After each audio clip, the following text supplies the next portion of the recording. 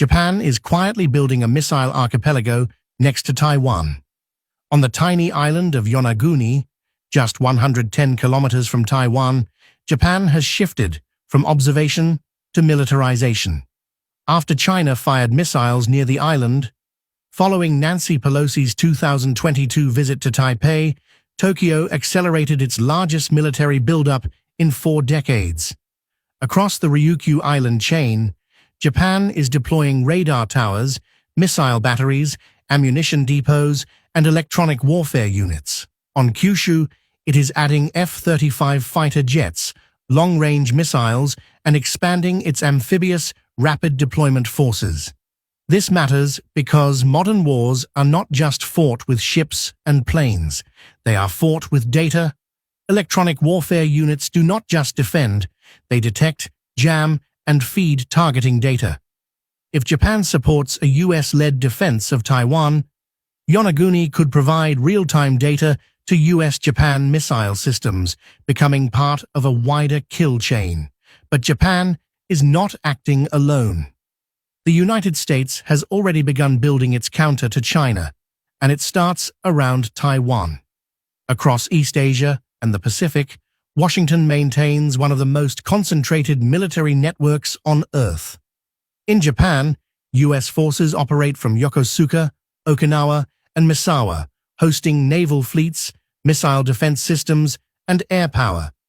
In South Korea, bases such as Camp Humphreys and Osan Air Base anchor deterrence against both North Korea and China's regional reach.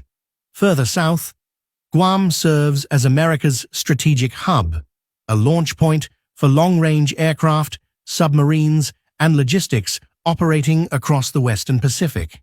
Closer to Taiwan, the US Navy regularly patrols the Taiwan Strait, signaling that international sea lanes will remain open.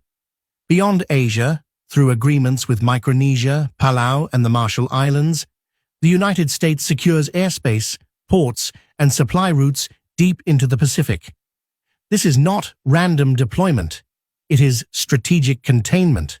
Modern conflict is not just about firepower. It is about positioning before a crisis begins. By spreading forces across allies and island chains, the United States reduces China's ability to isolate Taiwan or push American forces out of the region. China understands this.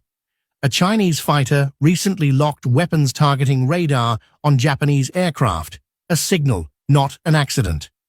Beijing is also reviving World War II claims, questioning sovereignty over Taiwan and even hinting at Japan's control of the Ryukyu Islands. At the same time, the war of words between Japan and China has turned dangerous. It began when Japan's Prime Minister warned that a Chinese attack on Taiwan could threaten Japan's survival, a legal signal allowing Japan to fight alongside the United States. Beijing reacted quickly. Cultural exchanges were suspended. Trade restrictions were imposed. Warships were deployed.